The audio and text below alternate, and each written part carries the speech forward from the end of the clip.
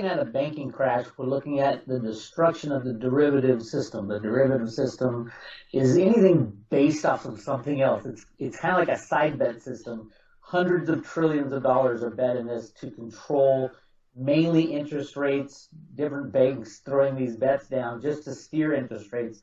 The Exchange Stabilization Fund, which is the kind of the hidden fund within the U.S. government, has a lot of these derivatives, and they'll steer a market anywhere they want it to go.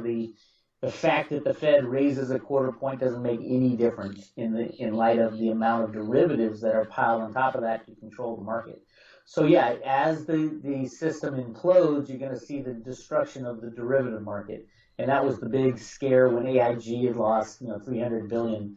The entire derivative market, we're talking hundreds of trillions of dollars that will be destroyed, and no bank, not a savings and loan, not a 401k, not a mutual fund is going to survive that, because they're all interconnected and they're all leveraged to some degree.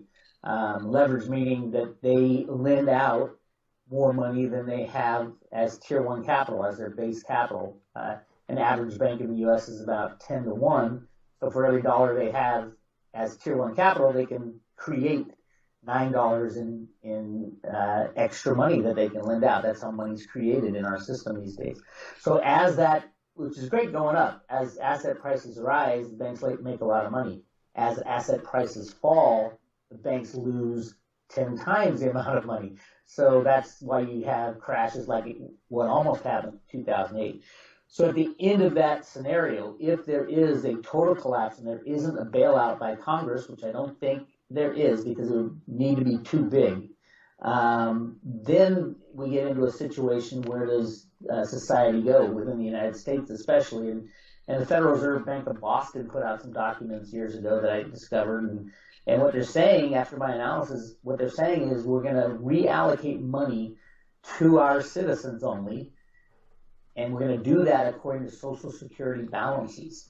So those who have bought into the system, the older people in the economy who have bought into the system for a longer amount of time will get more, but everybody will get a share.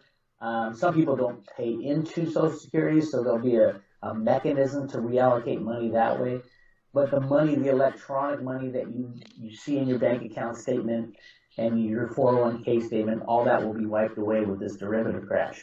As an investment, land could be a good investment. The problem is the system has to keep going, and most people don't know how to farm very well. They, unless you understand how to run a farm and how to do all that, it's very difficult. Yes. I suggest that everybody do a little prepper work and start a little garden and buy a lot of sprout seeds. Those are the easiest to grow, and they're nutritious. But yeah.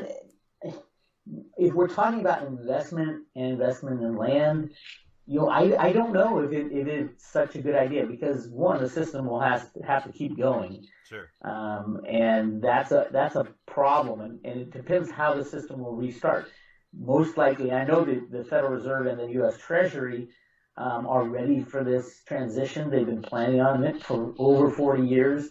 They've actually been planning on it since 1913. When the Federal Reserve Act was initially started. And I have a little different take than most people in that I think it was necessary to do because they had found this gigantic gold mine within the Grand Canyon. And it was announced on the front page of the New York Times that this amount of gold they're pulling out of the Grand Canyon would literally destroy the world's monetary system. So they said, okay, all the bankers got together, all the rich, and said, this will completely upend society and our fortunes, so we need to do something. And that's when the Federal Reserve note was created, and they've been playing that game ever since. And now we're nearing the end of that. On the flip side, the biggest suppressed asset in the world is silver, and it had to be silver because there aren't these secret mines of silver. They actually had to shut down the largest plutonium manufacturing plant that the U.S. used in the making of the first atom bomb. And that was they needed these gigantic magnets back in the 1940s called calutrons. And what they did was they borrowed, it was close to 500 million ounces of silver from the U.S. Treasury, and they didn't tell anybody about it. But because silver, and they continued to make the components of the atom bomb all the way up until the 90s when it was finally shut down. because they needed the silver out of the calutrons, which is really interesting.